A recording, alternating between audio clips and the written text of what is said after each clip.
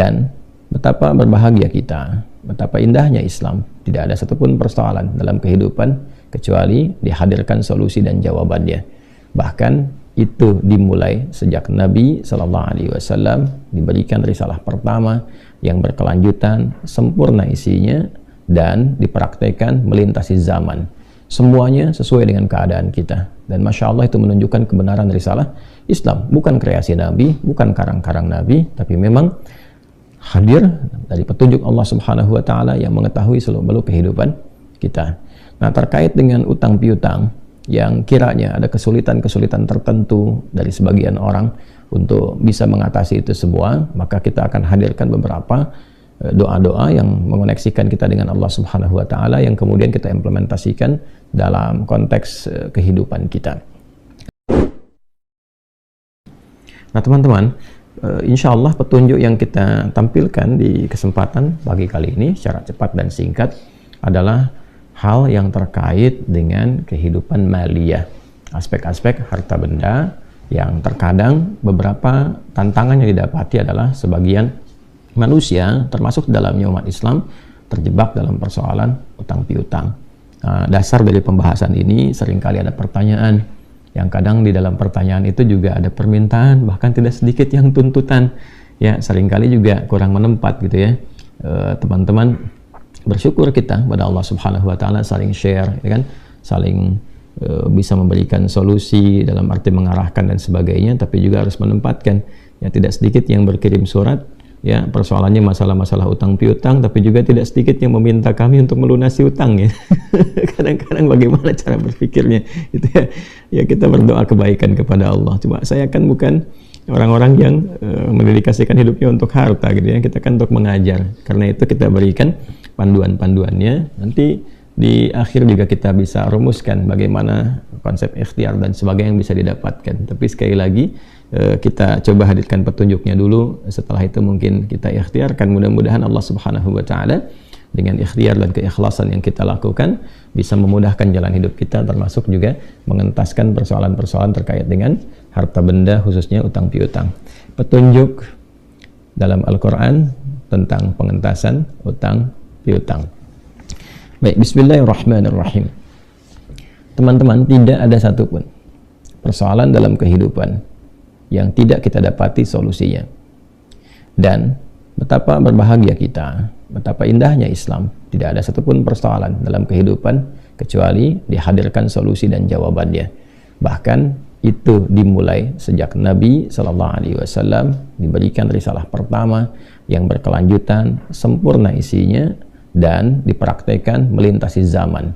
Semuanya sesuai dengan keadaan kita. Dan Masya Allah itu menunjukkan kebenaran risalah Islam. Bukan kreasi Nabi, bukan karang-karang Nabi, tapi memang hadir dari petunjuk Allah Subhanahu wa Ta'ala yang mengetahui seluk-beluk kehidupan kita. Nah, terkait dengan utang piutang yang kiranya ada kesulitan-kesulitan tertentu dari sebagian orang untuk bisa mengatasi itu semua, maka kita akan hadirkan beberapa doa-doa yang mengoneksikan kita dengan Allah Subhanahu wa Ta'ala yang kemudian kita implementasikan dalam konteks kehidupan kita. Nah, sekarang kita akan masuk kepada zikirnya saja, zikir pengentas utangnya dalam Al-Quran, juga dalam hadis seperti apa. Adapun bab-bab yang kenapa mesti berutang, kenapa begini, kenapa begitu, kita simpan dulu saja ya di pembahasan yang lain, karena nanti ada aspek-aspek juga yang mesti kita gali dalam beberapa hal. Ya, ada proses utang piutang yang dipraktikkan oleh Nabi juga di saat beliau berkehidupan, ya kan? Tapi juga itu diizinkan oleh Allah Subhanahu wa Ta'ala untuk memberi contoh kepada kita kapan harus berutang, kalaupun itu mesti dilakukan. Ya, bagaimana cara menutupnya, ketika ada kesulitan bagaimana cara memohonnya. Nah, kita masuk ke level ketiga dulu ya, sebelum nanti insya Allah di lain kesempatan kita lengkapi 1 dan 2 seterusnya. Ini untuk menjawab beberapa persoalan-persoalan yang mendesak kadang-kadang dimintakan kepada kita untuk sharing. Baik, bismillahirrahmanirrahim. Kita mulai urutkan dulu teman-teman dari Al-Quran dan hadisnya ya, kita dalil, kita tunjukkan dulu. Kan temanya itu zikir pengentas utang kan ya, kita turunkan dulu ya, zikir pengentas utang ya. Nah, sebelum ke sini pengentas hutang, ya, penghilang, gitu kan.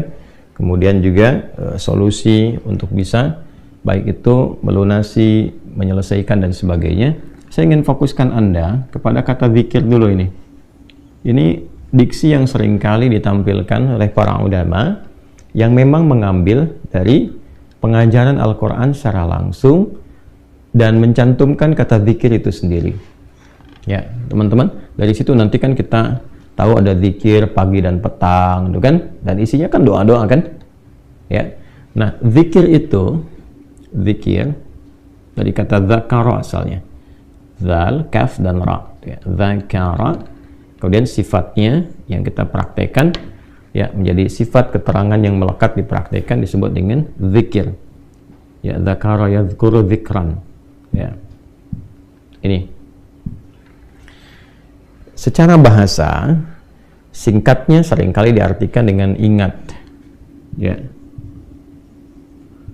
Hal dzakarta syai'a, apakah kamu ingat ya tentang sesuatu itu? Ini.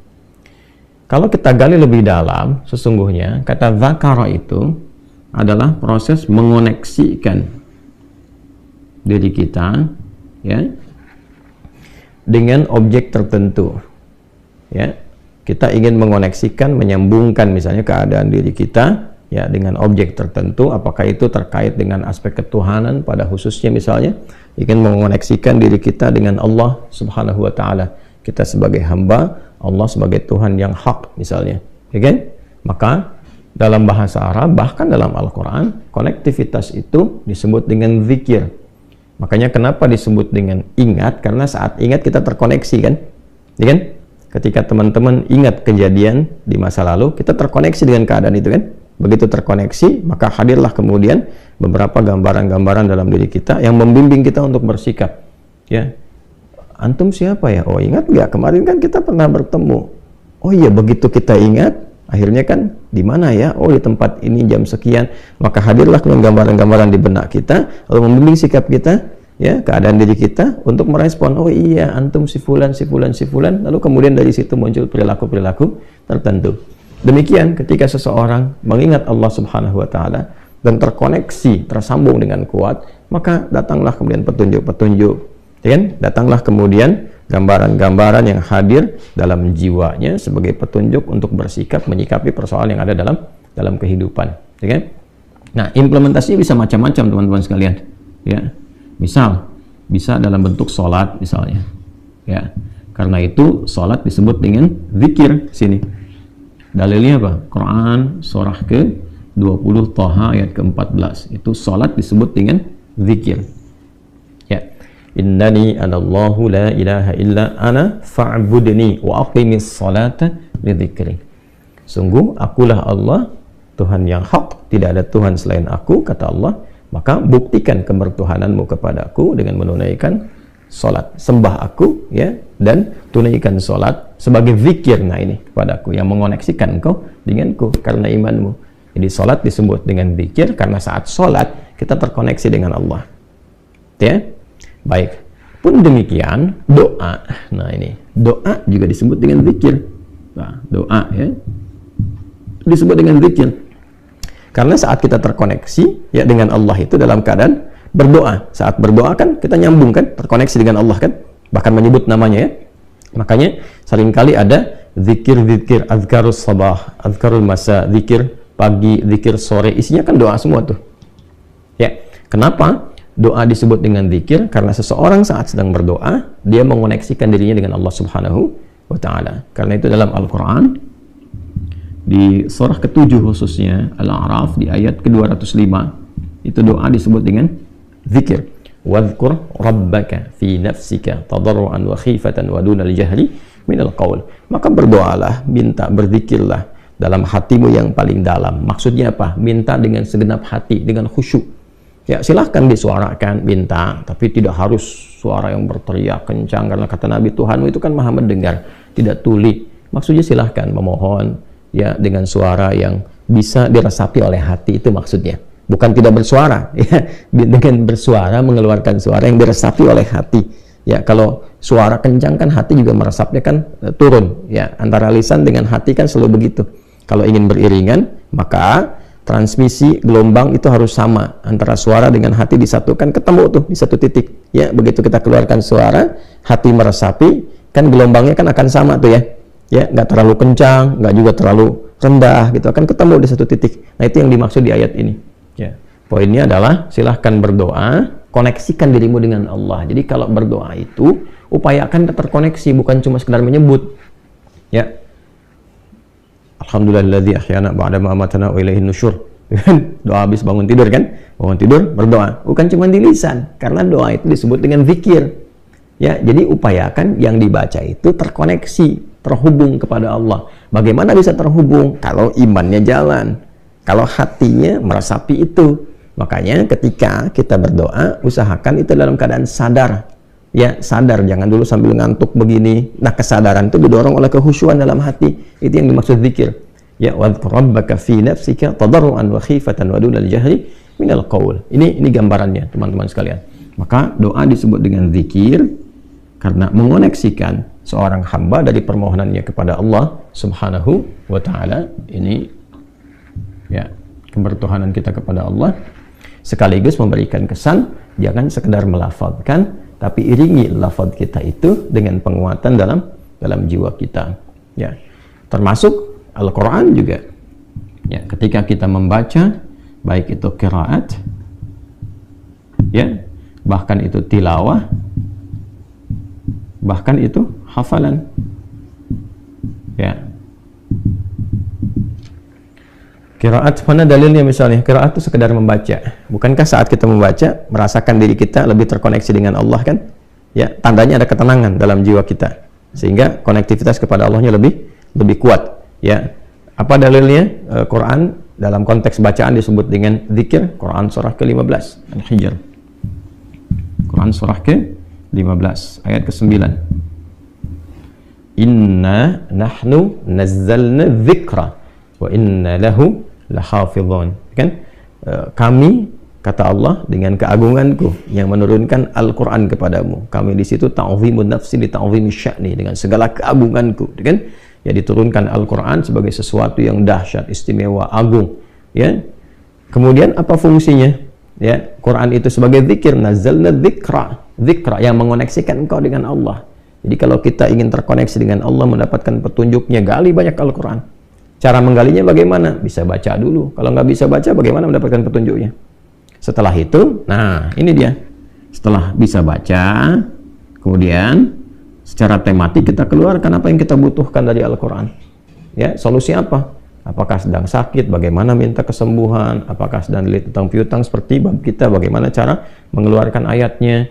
Apakah sedang ada kesulitan tertentu dalam pekerjaan, kehidupan rumah tangga? Apa ayatnya? Babnya sudah ketilawah. Karena itu saat tilawah, ya, tuliyat itu kan dibacakan, dipahami, didengarkan, ya, kemudian itu disebut juga dengan zikir. Ya, dari mana taunya misalnya? Ya, kita lihat di Quran surah ketiga Ali Imran misalnya di ayat 191. Tuh. Alladzina yadhkuruna Allaha qiyaman wa qu'udan wa 'ala junubihim wa yatafakkaruna fi khalqis samawati wal ard. Ya, ulul albab itu siapa ulul albab? Orang yang paham sesuatu pada intinya. Dari mana bisa paham? Karena dia terkoneksi dengan Allah. Dia sering tilawah, sering berpikir, merenungkan sesuatu, meriset, membawa petunjuknya. Karena itu ketika dia meriset, terkoneksi dirinya dengan Allah. Ya, minta petunjuk, bertambah keimanan. Nah, tentang penambahan imannya terkait dengan tilawah, itu ada di Quran, surah ke-8 misalnya, ayat kedua. Dibuka dengan iman, diakhiri dengan tilawah. Innamal mu'minuna alladzina idza dzukirallah wajilat qulubuhum wa idza tuliyat tilawah alaihim ayatuhu zadatuhum imana wa ala rabbihim yatawakkalun. Jadi orang beriman tuh, insan beriman tuh ukurannya kalau disebutkan nama Allah ada konektivitas. Ya. Nah, nanti ada jawaban dalam hatinya, konfirmasi. Setelah itu dia bertilawah, begitu dibacakan ayat-ayat kepadanya, kan itu dibacakan saja bertambah imannya. Ya. Kemudian setelah itu apa? Konektivitasnya terjalin kuat, wa ala rabbihim tawakkalun. Demikian juga dengan hafalan. Jadi kalau kita sudah bisa baca, kemudian kita tilawahi, nah ada ayat-ayat yang kita praktekkan. Dengan apa caranya? Ya dihafal. Ya kan? Nah, hafalan ini ada yang bentuknya hafalan-hafalan tematis. Misal dalam doa nih, kan ada ayat-ayat dalam Quran, kalau sakit baca apa? Ya ya kan? Supaya kita mudah, kan nggak harus di setiap situasi bisa pegang mushaf, ya kan? Maka hafalkan ayat-ayat itu, kita bawa, ya kan? Nah, ini gambaran contohnya. Maka saat kita akan bawa, di setiap keadaan bisa kita praktekkan, maka hafalan mendorong kita untuk mempraktekkan dengan mudah. Nah, hafalan pun disebut zikir. 4 kali disebutkan dalam Al-Quran, ya. Di Quran surah ke-54, ya. Kita temukan teman-teman sekalian, ada 4 kali disebutkan ketika Allah berfirman, walaqad yassarnal Qur'ana lidzikri fahal mim muddakir, ya, dengan menggunakan kata zikir. Saya ambil salah satu saja langsung di ujungnya di ayat ke-40, ya. Jadi kalau kita ambil bagian ini, keseluruhannya kita gabungkan dan kita kembalikan ke tema kita tentang zikir pengentas utang, maka kita akan temukan bimbingan. 1, ya, apa yang dibaca, zikirnya yang dimaksudkan apa yang dibacanya, dan bagaimana cara membacanya, ya. 3, kapan. Nah, jelas ya? Nah, sedangkan kalau kita temukan kata zikir dalam Al-Quran, bentuknya menjawab semua bagian apa yang kita pertanyakan ini. Jadi saya gali dari dasar dulu, ya, supaya kita paham. Dan dengan pemahaman ini, mempraktekannya akan berbeda dengan sekedar cuma saya sebutkan, baca ini ya, baca itu ya, gitu ya. Saya ingin Anda mengerti, saya mengerti, kita mengerti saat membaca itu dasarnya apa. Nanti bisa mengajarkan kembali, itu bukan sekedar kita praktekkan. Dan ini dasarnya adalah keyakinan yang paripurna, jangan pernah ragu sedikit pun. Kita mulai saja cepat. Apa yang dibaca? Kalau terkait dengan apa, kita urutkan ke sini, berarti kan kaitannya dengan doa ya. Baik ya, zikir diantara maknanya adalah doa. Doa apa yang dibaca, yang diberikan petunjuk dalam Al-Quran setidaknya untuk pengentasan utang piutang, ya kan? Itu gambarannya. Lalu masuk ke sini, bagaimana qiraatnya, seperti apa tilawahnya, dan konsekuensinya dihafalkan. Lalu setelah itu bagaimana membacanya dan kapan, saat dalam keadaan bagaimana kita bacakan.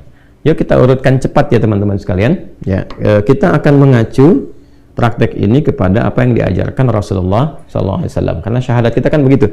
Asyhadu an la ilaha illallah, kebertuhanan kita kepada Allah, wa asyhadu anna Muhammadan Rasulullah. Cara kita bertuhan, cara bertuhan kan mempraktikkan ibadahnya termasuk doanya adalah berdasarkan petunjuk Rasulullah Shallallahu Alaihi Wasallam. Jadi kalau kita kaitan dengan Allah kita ambil dari Al-Quran, kaitan dengan Rasulullah kita ambil dari hadis. Prakteknya disebut apa? Sunnah. Jadi jalan yang kita ikutinya dalam praktek kesemuanya itu disebut dengan sunnah. Baik teman-teman, kita akan coba urutkan dulu ayat-ayatnya ya. Quran surah ke-71, surat Nuh ya. Saya kasih kurung untuk memperjelas surat Nuh. Jadi kalau nanti ada kekeliruan, teman-teman bisa langsung luruskan ya. Ayat 10 sampai dengan ayat 12. Sudah? Nah, pelan-pelan. Di halaman 570 sampai 571 ya, kalau saya tidak keliru, dari kiri bawah sampai buka lagi ke atas satu tuh. Kemudian lanjut, Quran surah ketiga Ali Imran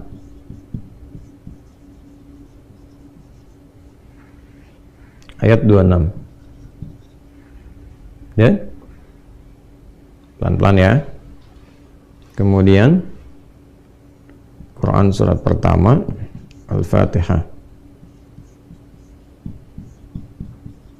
ya, sebagai penutup ayat 1 sampai 7.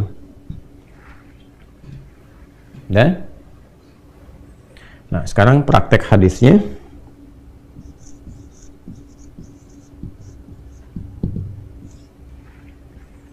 Hadis diriwayatkan oleh Anas bin Malik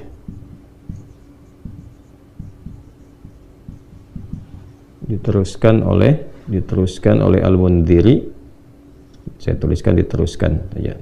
Kalau cuma dikasih kurung nanti salah persepsi. Oleh Al-Mundhiri Itu bisa dicek teman-teman. Kemudian ditemukannya, ini tekan ke atas, ditemukan di kitab Al-Jami' As-Shaghir, Jami' As-Shaghir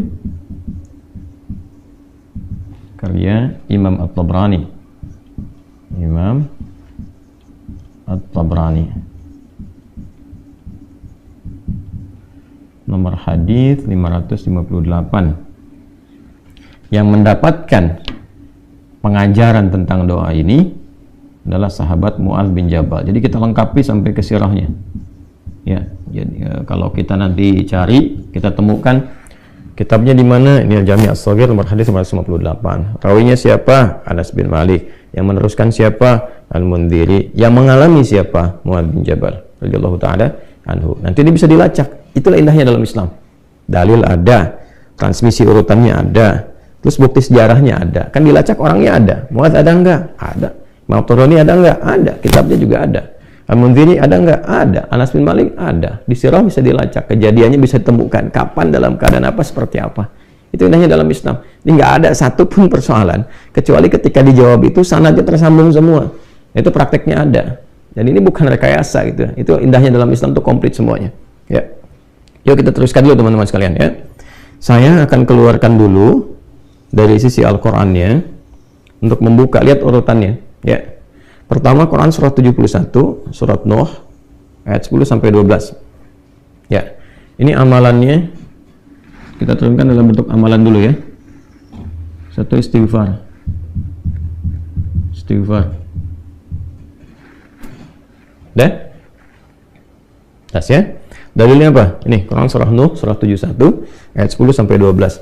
Faqul tustaghfiru rabbakum innahu kana ghaffara yursilis samaa'a 'alaikum midrara wa yumdidkum bi amwalin wa banina. Ya kan? Nah, ini dia poinnya. Wa yumdidkum bi amwalin, dan melapangkan urusan hartamu.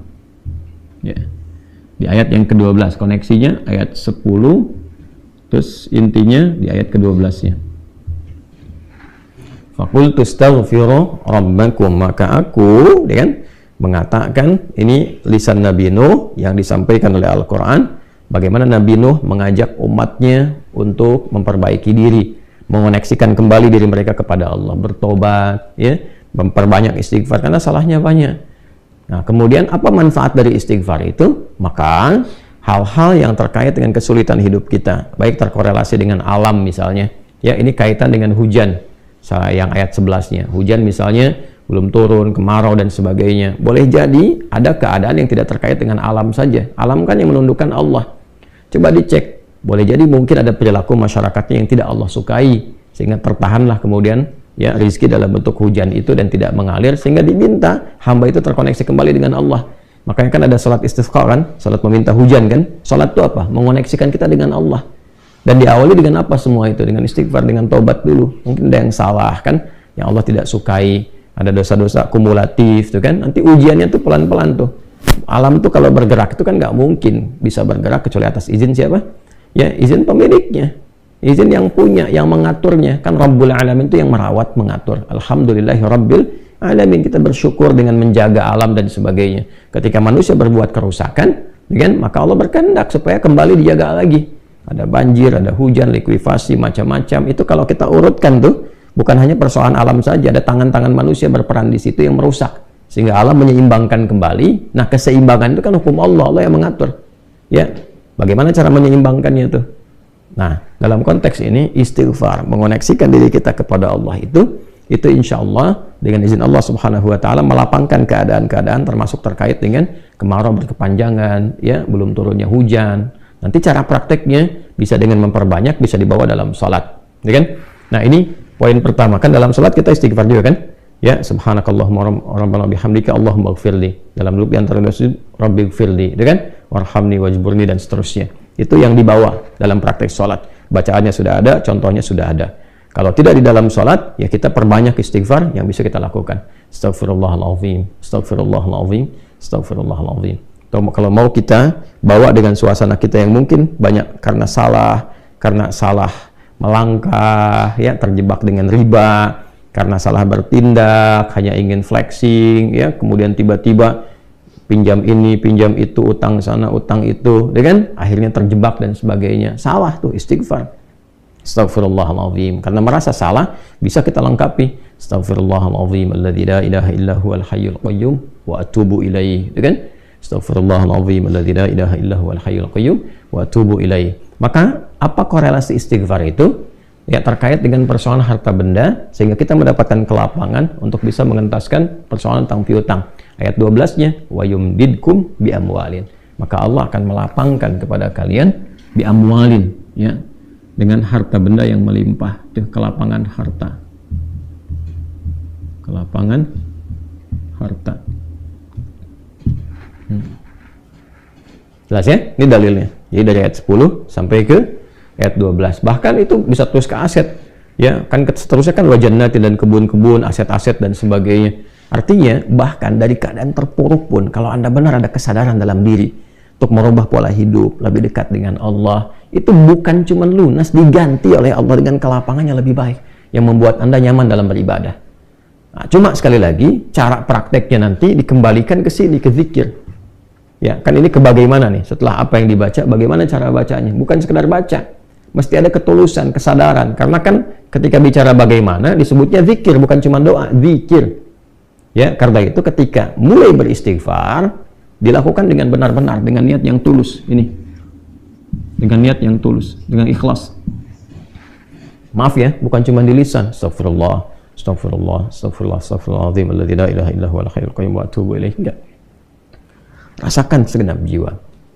Ya, apa yang salah selama ini, kan taubat itu kembali pada jalan yang baik, yang Allah sukai. Ada jalan yang salah ditempuh, pengen kembali, akui salah, sesali, minta ampun kepada Allah, ini salah ya Allah, gitu kan. Taubat dulu. Ya, taubat itu kan membuka sekat ya. Kalau saya kasih logika sederhana itu, saya kan sering gambarkan kalau ada, mohon maaf ya, gelas misalnya, saya tidak pandai menggambar dan seterusnya. Ini ada bejana tertentu kan. Nah, ini kan kalau kosong dimasuki apa saja bisa masuk. Tapi kalau disekat nih, ditutup, ya gelas ada penutupnya, kan mau masukin apa juga nggak bisa, mental lagi, mental. Nah, orang-orang yang belum mendapatkan pengabulan dari Allah itu karena boleh jadi belum dapat itu karena mungkin tidak dikabulkannya itu bukan karena nggak dikabul, karena ada sekat ini. Jadi begitu Allah kabulkan misalnya itu mental lagi, hukumnya begitu, karena ada penutup. Nah, ini sekat ini maksiat namanya. Ya, maksiat yang dimaksud dalam hadis itu kan, ketika Nabi menyebutkan seseorang kan, ya, thumma dzakara rajula, mengisahkan seorang lelaki yutilus safara asy'atha aghbara. Masih ingat nggak hadis itu? Ya, yang penuh dengan debu, gitu kan, berjalan panjang, yamudu yadayhi ilas sama, bermohon kepada Allah, gitu kan, ya, dengan mengangkat tangannya, fayaqulu ya Rabb, dia berkata ya Allah, ya Rabb, yang merawatku, yang memenuhi segala kebutuhan. Ya, apa respon Nabi setelah itu? Anna yustajabu lidzalik. Atau kama qala Rasulullah SAW, bagaimana bisa dijawab? Kenapa? Karena mat'amuhu haram, mashrabu haram, walbasu haram, wa ghudhiya haram. Makanannya haram, minumannya haram, pakaiannya haram, dan perangkat hidupnya haram. Yang haram ini menutup tuh. Jadi begitu dikabulkan akan dijawab mental balik. Nah, cara membuka ini, menghilangkan ini semua sekatnya itu dengan istighfar. Faqultu astaghfiru rabbakum innahu kana ghaffara. Jadi kita penuh harap kepada Allah untuk dibersihkan dulu, niatnya bagus, tuh kan? Ya. Sampai kita mendapat di kalimat yursilis samaa 'alaikum midrara wa yumdidkum bi amwalin. Ya, mendapatkan kelapangan. Nah, sebelum kelapangan itu apa dulu yang didapatkan? Nanti ada kenyamanan dalam hati. Begitu air mata mengalir, sadar, lapang hati, ada ketulusan. Nah, ketulusannya nanti disertai kesiapan, ya, dan kekuatan untuk menjalani petunjuk yang Allah berikan. Nih, kerja ini seperti ini ikhtiarnya. Tuh, jadi nggak ada nawar-nawar lagi, dilakukan aja gitu. Ya, itu Masya Allah, kalau benar kita bisa atasi demikian, menghadirkan kelapangan dalam hati, ketulusan dalam bertobat dan sebagainya, itu insya Allah nggak lama jalannya. Demikian itu ada. Sampai Anda merasakan nikmatnya, Masya Allah, bisnis tanpa utang, yang tadinya sering kali terjebak dalam leasing yang nggak bisa bayar, ini yang bunga yang terus berbunga lagi. Tiba-tiba begitu selesai, Anda bisnis tanpa utang, nyamannya luar biasa, enak. Ya, nggak ada dikejar-kejar yang bikin gelisah, tuntutan begini, begitu. Sekalipun mesti ada utang-utang kecil, cash flow-nya bisa diseimbangkan, tapi jalannya syar'i, indahnya luar biasa ini. Ya, dimulai dari sini dulu. Ya, nah sekali lagi, ini gambaran dasarnya teman-teman sekalian. Ya, kemudian setelah itu, Setelah istighfar, kita mohonkan, kita mintakan, dan terasa ke dalam jiwa itu, ya, ini gambarannya, apa yang dibaca, bagaimana cara baca, teruskan lagi, masuk ke sini. Quran Surah Ali Imran, Quran Surah ketiga, ayat ke-26. Saya ulangi ya, Quran Surah ketiga, ayat 26. Coba lihat ya, sebelah kanan tuh di pertengahan. Ya'udzubillahi minasyaitonir rajim. Bismillahirrahmanirrahim. Qulillahumma malikal mulki tu'til mulka man tasha' wa tanzi'ul mulka mimman tasha' wa tu'izzu man tasha' wa tudhillu man tasha' biyadikal khair innaka 'ala kulli syai'in qadir. Ya. Kalau mau disambung itu dengan baca praktek dalam hadisnya yang Nabi ajarkan, maka silahkan bisa dipraktekkan langsung dari bimbingan Nabi. Ya, ini di Al-Jami' As-Shaghir karya Imam At-Tabrani nomor hadis nomor 58. Nanti rawinya yang menyampaikan sahabat Anas bin Malik radhiyallahu taala anhu, diteruskan nanti oleh Al-Mundhiri. Nah, apa kisahnya? Kisahnya disampaikan bahwa Nabi sallallahu alaihi wasallam satu saat mengajarkan kepada sahabat Mu'adz bin Jabal. Ini sahabat Mu'adz ini banyak sekali mendapatkan beberapa petunjuk-petunjuk dari Nabi yang sangat penting dan sifatnya strategi semua. Jadi teman-teman yang diplomat misalnya, nah nanti ada fikih diplomat dalam Islam. Mulai dari bagaimana cara memetakan wilayah. Sebelum berangkat tuh udah belajar dulu. Jangan sampai ditugaskan di satu negara, ya Anda nggak pelajari, tiba-tiba langsung datang begitu aja. Ya, saya seringkali memberikan masukan pada teman-teman diplomat yang bertemu, jangan sampai terjadi ditugaskan di satu negara, bahkan nggak bisa bahasa negara itu. Tugaskan di Arab, nggak bisa bahasa Arab. Tugaskan di Brazil, nggak bisa bahasa Amerika Latinnya misalnya. Ya kan? Tugaskan di Jepang, nggak bisa bahasa Jepang. Sebelum berangkat, pelajari dulu di mana ditempatkan. Kursus belajar dulu, praktekkan. Ya, jangan sampai nanti berangkat di tempatnya yang dipakai cuma satu bahasa aja. Memang bahasa Inggris kan global, tapi kalau kita tahu bahasa daerah itu lebih efektif tuh komunikasi. Ya, nah ini gambarannya itu Mu'adz itu banyak dapat dari Nabi itu. Sebelum berangkat ke Yaman, Nabi berikan dulu petunjuk. Ini mitigasi dulu wilayahnya. Kamu akan temukan golongan ini, golongan ini, golongan ini. Kalau bertemu dengan yang ini, sikapnya mesti bagaimana? Ya, bagaimana cara menyampaikan pesan-pesan itu sehingga diterima dengan baik, dengan nyaman, dengan matang. Hasil mitigasi Mu'adz bin Jabal itu nanti akan diteruskan kemudian di era setelahnya. Ya, cuman tugas aja tuh sebagai diplomat. Tapi setelah itu di eranya Umar bin Khattab ditempatkan sebagai gubernur beliau. Ya, di era itu yang bisa mengentaskan kemiskinan. Karena apa? Ada riset sebelumnya. Ya, dan jadi ya perwakilan wilayah di situ. Yaman kan pada masa-masa itu adalah bagian provinsi bahkan. Umar bin Khattab naik jadi khalifah, memimpin tertinggi, Mu'adz bertugas untuk memimpin wilayah Yaman dan mengentaskan kemiskinan dalam jangka waktu yang sangat singkat, 3 tahun saja. Hasil dari itu semua. Ya, Anda diplomat, begitu punya pengalaman, sesaat jadi dubes, jadi lebih baik. Nah, di antara pelajaran yang pernah disampaikan oleh Nabi, yang diajarkan kepada Mu'adz bin Jabal, ya Mu'adz, atau kama qala Rasulullah sallallahu alaihi wasallam, wahai Mu'adz, u'allimuka du'aan, aku akan ajarkan kepadamu satu doa. Ya, dan jelas kalimatnya. Bisa mengentaskan kesulitanmu, utang-utangmu, dain kalimatnya itu, walaupun itu sebesar Jabal Uhud, Gunung Uhud. Ya, Masya Allah. Ya, Mu'adz, maukah engkau aku ajarkan satu doa yang kalau engkau baca itu, engkau punya utang, terjebak dalam satu kondisi, ya, walaupun sebesar Gunung Uhud, Allah akan melapangkannya.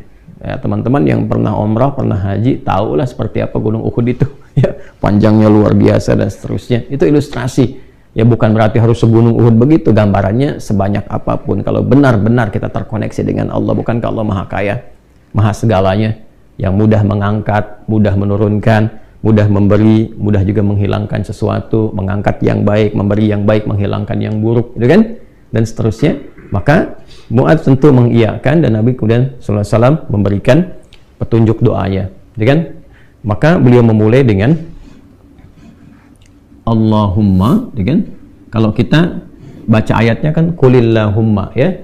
Nah, kita bisa bacakan langsung potong dari kata Allahumma-nya berdasarkan pengajaran dari Nabi sallallahu alaihi wasallam kepada Mu'adz bin Jabal. Itu bisa dicek di hadisnya. Allahumma malikal mulki. Coba buka mushafnya ya. Buka mushafnya. Teman-teman buka mushaf ini. Mushaf masing-masing di rumah, cari Quran surah ketiga Ali Imran ayat 26. Kan kata kulnya di situ, kalau kita baca Quran harus dibaca semuanya. Qulillahumma. Tapi kul itu kan katakan, ya, perintah Allah kepada Rasulullah. Nah, kita bisa dalam konteks berdoa, kita bisa langsung bacakan dari Allahumma-nya. Allahumma malikal mulki. Saya ulang ya. Allahumma malikal mulki. Tu'til mulka man tasha' wa tanzi'ul mulka mimman tasha' wa tu'izzu man tasha wa tudhillu man tasha biyadikal khair innaka ala kulli syai'in qadir. Jadi dimulainya dari Allahumma-nya sampai ke ujung ayatnya. Sudah? Dah ya? Kemudian teruskan. Rahmanad dunya, Rahmanad dunya. Saya tulis ya, teman-teman itu bisa screenshot ya. Rahmanad dunya wal akhirah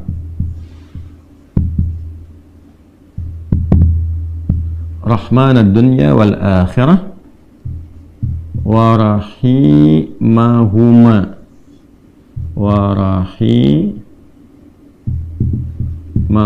Teruskan. Jadi begitu selesai yang Ali Imran 26-nya, ya kita baca dari Allahumma-nya. Allahumma malikal mulki tu'til mulka man tasha wa tanzi'ul mulka mimman tasha wa tu'izzu man tasha wa tudhillu man tasha biyadikal khair innaka ala kulli syai'in qadir.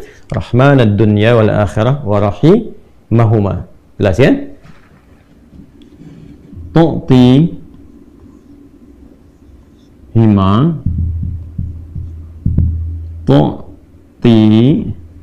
hima ya kan?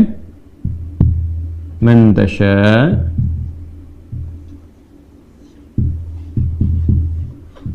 dah wa tamna'u minhuma man tasha.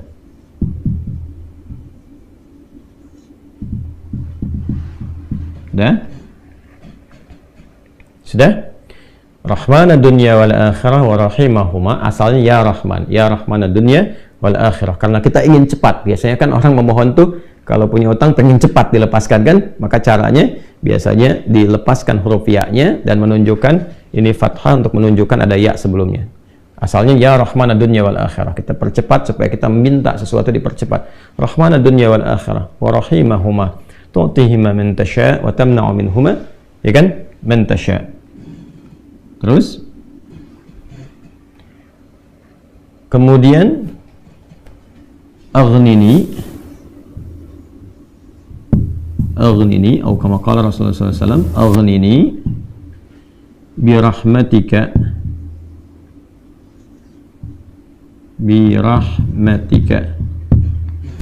sudah? Aghnini birahmatika. Nih yang saya garis bawahi. Sudah? An rahmatin man siwak. Atau kama qala Rasulullah SAW.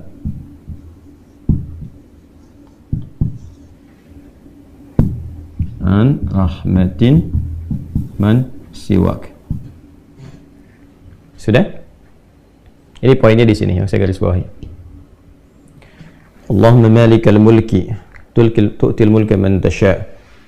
Ya Allah yang menggenggam segenap kekuasaan, Engkau memberikan kekuasaan pada siapa yang Engkau kehendaki. Wa tanzi'ul mulka mimman tasha, dan juga mencabut mengambil kekuasaan dari siapa yang Engkau kehendaki. Wa tu'izzu man tasha, Engkau mengagungkan, mengangkat siapa yang Engkau kehendaki. Wa tudhillu man tasha, dan Engkau bahkan merendahkan di antara makhlukmu yang Engkau kehendaki sesuai dengan hukum-hukummu. Biyadikal khair, segala ketetapan kebaikan dan segala kemuliaan ada dalam ketetapanmu. Innaka ala kulli syai'in qadir, hanya Engkau yang paling kuasa untuk menetapkan segala hal.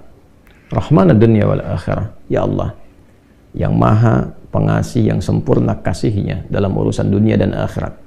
Wa rahimahuma, dan sempurna kasih sayangnya dalam segala urusan dunia dan akhirat. Tu'tihi man tasha, Engkau memberi siapapun baik di langit ataupun di bumi kepada siapa yang Engkau kehendaki. Wa tamna'u minhum man tasha, Engkau pun bisa mencegah apapun terjadi bagi siapapun makhlukmu di langit ataupun di bumi. Jadi kita mengambil dua hal nih, yang baik Allah kasih, dari yang buruk-buruk dicegah, gitu kan? Kemudian ini yang paling indah, aghnini bi rahmatika, ya Allah lapangkan aku. Aghni itu dari kata ghina, aghna yughni, aghni asal katanya dari kata ghina, sesuatu yang lapang dari segi harta, kayakan. Kadang diambil majas untuk mengayakkan hati. Di sini maksudnya ke materi. Kayakan aku ya Allah, berikan aku kecukupan yang melapangkan aku, ya kan, dari urusan-urusanku. Maksudnya ini terkait hutang. Bi rahmatika, dengan rahmatmu. Ya, ini bahasanya indah sekali, ini balaghahnya tinggi banget ya. Ya, kalau kita ambil ke bahasa kita kan begini. Ya Allah, yang paling sayang kan Engkau. Yang paling punya kan Engkau. Yang menguasai dunia dan akhirat kan Engkau. Yang memiliki kebaikan kan Engkau. Yang mencegah dari segala yang sulit pun kan Engkau. Yang punya solusi semuanya Engkau. Maka dengan kepasrahanku kepadamu dan pengakuanku atas semua rahmat dan kekuasaan keagungan yang Engkau miliki, aku memohon dengan rahmatmu, dengan kasihmu, hanya Engkau yang sayang ya Allah, yang bisa menyelesaikan urusanku, ya, dan dengan rahmatmu aku mohon yang bisa melapangkan keadaan hartaku untuk melunasi utang-utangku. Kalau aku memohon kepadamu saja dengan segala kasih sayangmu, kepada sifat sayangmu, ya kan? Kalau aku memohon dengan segala sayangmu belum kau kabulkan, maka kepada siapa lagi aku mesti mohon? Sedangkan kau yang paling sayang kepadaku. Kalau yang paling sayang saya tidak memberi, lantas kepada siapa saja? Ya, kepada siapa lagi aku mesti memohon? Maka aku mohon ya Allah, lapangkan keadaan diriku dengan sayangmu itu, sehingga aku tidak memohon dan meminta lagi kepada selainmu. Ini, ya, aghnini birahmatika an rahmatin man siwak. Ya Allah, semua orang sudah mengatakan nggak bisa, ini nggak mungkin, ini nggak mau, itu tidak. Maka aku memohon kepada yang paling sayang kepada aku. Kalau kepada yang paling sayang saja belum dikabulkan, lantas kepada siapa lagi aku mesti meminta? Mohon lapangkan diriku dan berikan aku kekuatan sehingga dengan rahmatmu aku tidak meminta kepada siapapun selainmu. Ini indah banget nih kalau kita turunkan dalam bentuk pemaknaan yang balaghahnya. Ini teman-teman doanya. Ya. Setelah itu akhirnya dengan Al-Fatihah. Fatihah itu pahalanya banyak banget, kan? Di antara namanya, selain pahala itu juga ada fungsi-fungsi fadilahnya, keutamaannya. Ya, apa di antara fungsi keutamaan fadilah itu disebut juga dengan Al-Kafi, Asy-Syafi, yang mencukupkan segala hal, kan? Yang dengan izin Allah bisa menyembuhkan, karena intisari Quran itu ada di Al-Fatihah. Maka diakhiri dengan Al-Fatihah, kemudian setelah itu tutup dengan sholawat. Tutup dengan sholawat. Nah, nanti ada hadis lain yang mengajarkan kaitan antara hutang dengan memperbanyak sholawat kepada Nabi Muhammad Sallallahu Alaihi Wasallam. Ya, nah sholawat ini juga penting teman-teman sekalian, diperbanyak di akhir ya. Jadi setelah baca tadi Quran surat Nuh, Ali Imran, ya istighfar dulu. Jadi kalau kita rumuskan kan ketemu 5 kan? Ya, dari mulai kita istighfar dulu dengan segala ketulusan, dalilnya surat Nuh itu, kemudian di surah Ali Imran kita bacakan, terus praktek doanya kita temukan. Setelah itu Al-Fatihah. Setelah itu kemudian sholawat kepada Nabi Sallallahu Alaihi Wasallam. Jadi di hadis lain ada seseorang yang diajarkan oleh Nabi Sallallahu Alaihi Wasallam untuk memanfaatkan, nah ini dia, kapan waktu, di pertengahan malamnya, ya, untuk memanfaatkan pertengahan malam itu terkait dengan utang piutang juga. Nah, lalu dia berkata, apa yang harus kami lakukan ya Rasulullah? Yang perbanyak gitu kan, ibadah kepada Allah. Lalu diajarkanlah sholawat. Aku akan mengambil, kata orang itu, sepertiganya, kata Nabi, itu baik. Kemudian kalau bisa tambah, aku akan mengambil 2/3-nya, kata Nabi, kalau itu baik. Lalu kalau bisa tambah, aku akan mengambil keseluruhannya. Ketika orang itu menghidupkan sholawat di akhir-akhir malam itu, ya maka Nabi SAW langsung berkomentar, maka Allah akan mencukupkan, bahkan melebihkan apapun yang kamu rasakan gitu ya, yang kamu hadapi. Nah itu beberapa ulama menempatkan bab itu dalam pengentasan utang piutang. Jadi kalau kita temukan, ketemulah kemudian di sana 5 bagian, yang kelimanya ditutup dengan keadaan ini kapan, yaitu waktunya tengah malam, dan ditunaikan diawali dengan sholat dulu untuk mengoneksikan diri kita kepada Allah Subhanahu wa Ta'ala. Jadi kalau Anda bertanya kapan ini dibacakan, ya saya ulangi, kapan ini dibacakan, yang paling pokoknya adalah di pertengahan malam, di sepertiga malam. Jadi bangun malam hari supaya ada getaran kejiwanya lebih cepat mengamalkan Quran. Surah Al-Muzammil itu surah 73 ya, di ayat yang ke-6, inna nasyi'atal laili hiya asyaddu wat'aw wa aqwamu qila. Bangun malam itu bacaannya menyentuh kepada jiwa, lebih mudah mendapatkan kekhusyuan. Jadi sepertiga malam bangun, istighfar gitu kan. Ya, setelah sholat itu, sholat kita supaya bangun konektivitas dulu. Sholat itu kan kalau sudah bagus khusyuk, konektivitasnya tinggi. Setelah itu baru diistighfari. Istighfar menjelang sahar. Ya, wabil asharihum yastaghfirun, menjelang sahar mereka banyak istighfar. Nah, kalau sudah beristighfar, itu Masya Allah nanti di Quran surah ketiga ayat 17 itu nanti akan diberikan oleh Allah 4 kekuatan yang bersanding dengan orang istighfar. As-sabirina was-sadiqina wal-qanitina wal-munfiqina wal-mustaghfirina bil ashar. Punya kekuatan untuk sabar, punya kekuatan untuk membenarkan ajaran Quran dan mengamalkannya. Kemudian apa lagi? Qanitin, khusyuk ibadah. Orang yang biasa bangun malam istighfar di ujung malam tuh lebih khusyuk ibadahnya. Nah, itu wal munfiqin, bisa jadi rajin infak, setara itu, 4 itu bisa setara. Jadi orang yang istighfar, pemahaman pertamanya bisa setara amalnya dengan orang yang rajin infak, yang khusyuk ibadah, orang yang membenarkan isi kitab dan mengamalkan, serta orang sabar. Pemahaman berikutnya adalah mendapatkan 4 keutamaan ini, bisa rajin infak. Bagaimana bisa infak kalau nggak ada yang diinfaki? Ya, makanya itu satu-satunya juga yang menguatkan kembali bahwa ketika bisa istighfar dipraktekkan di ujung malam, wabil asharihum yastaghfirun. Kapan istighfarnya? Setelah tahajud. Dari mana taunya? Quran surah 51 dari ayat ke-15 sampai ke-18. Innal muttaqina fi jannati wa 'uyun akhidina ma atahum rabbuhum innahum kanu qabla dzalika muhsinin. Ayat 17-nya, kanu qalila minal laili ma yahja'un. Kan mereka itu orang-orang yang sedikit tidurnya, maksudnya menghidupkan malam, rajin tahajud. Setelah itu apa? Wabil asharihum yastaghfirun. Menjelang waktu sahar, sepertiga malam ke waktu sahar, ya dekat-dekat ke fajar, dia banyak istighfar. Nah, saat istighfar itulah dia dapatkan sampai hatinya khusyuk, baru bacakan ini. Ya Allahumma malikal mulki tu'til mulka man tasha' wa tanzi'ul mulka mimman tasha' wa tu'izzu man tasha' wa tudhillu man tasha' bi yadikal khair innaka 'ala kulli syai'in qadir. Ar-Rahmanud dunya wal akhirah. Itu tulisan ke sana. Wa rahimahuma tu'tihuma man tasha' wa tamna'u minhum man tasha'. Kemudian teruskan langsung ke bawah. Aghnini bi rahmatika an rahmati man siwak. Minta kepada Allah. Ya, setelah itu boleh sertakan kemudian bahasa-bahasa kita minta. Terus baca Al-Fatihah, tutup dengan salawat kepada Rasulullah sallallahu alaihi wasallam. Ya, itu dibiasakan. Nah, sampai mendapatkan kekuatan, tapi bukan berarti tidak berikhtiar. Setelah itu ikhtiar tetap. Ya, tetap berikhtiar. Ya, bagaimana cara berikhtiarnya? Itu bisa kita bekerja dengan baik. Kalau nggak ada modal sama sekali, misalnya kita berikhtiar dulu dengan amal kebaikan. Datang ke masjid, berusaha rapi-rapi, gitu kan? Kemudian kita lihat ke DKM-nya, misalnya mengajukan dulu permintaan, nggak usah banyak-banyak pinjamnya, pinjamlah misalnya 100.000, 200.000 atau 500.000. Kemudian setelah itu cari peluang-peluang, misalnya di majelis-majelis ilmu kan banyak orang belajar itu, ya belilah modal tertentu, beli makanan atau minuman, terus kontak ke DKM-nya sampaikan, ya supaya nanti ada sinergi antara jamaah dengan yang dagang, bicara dengan baik-baik sehingga nanti diumumkan, ustadznya juga menyampaikan, berikan kelapangan kepada teman-teman yang sedang misalnya mencari rezeki berjualan, dapat dari situ, tambahkan lagi berdoa. Bisa jadi tiba-tiba Allah berkehendak menggerakkan orang-orang tertentu yang baik dan sebagainya, ya kan? Jadi bukan datang ke ustadz untuk melunasi utangnya.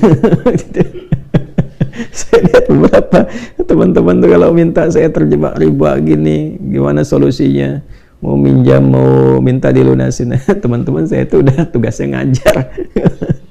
Kalau antum tanya doang saya jawab, tapi ya, kalau urusan dunia carilah gitu kan, terkait dengan dunianya. Bisa antum ke Basnas, bisa ke bagian DKM masjid, bisa ke teman-teman pengusaha yang muslim yang baik-baik ya. Kalau saya kan ngajar gitu.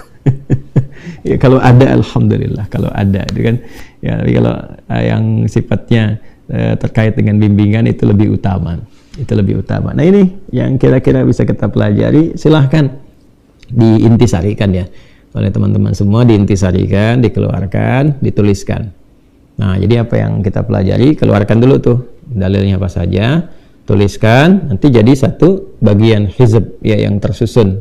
Nah, itu yang kita bacakan nanti, istighfar. Ya kan? Bangun dulu malam. Bangun malam sepertiga ya. Sekarang mungkin setengah 3, jam 3 lah, ya kan?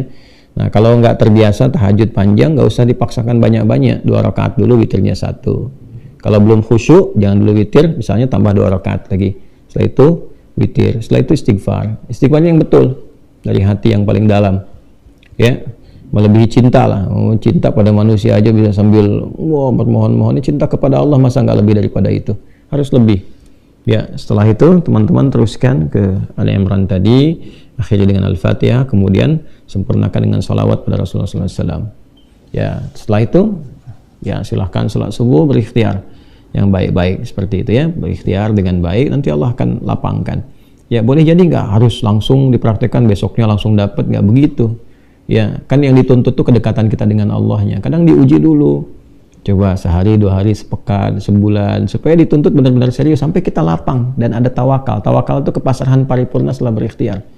Ya itu kalau sudah di titik itu, Allahu Akbar, Allah datangkan tuh, jalankan dan sebagainya. Kan yang mengatur Allah juga, ya kan? Nah, perilakunya perbaiki juga. Ya, perilaku kita perbaiki dulu. Saya kira itu yang kita bisa uraikan di pertemuan kali ini untuk dibahas. Mudah-mudahan bisa disusun dengan cara yang baik.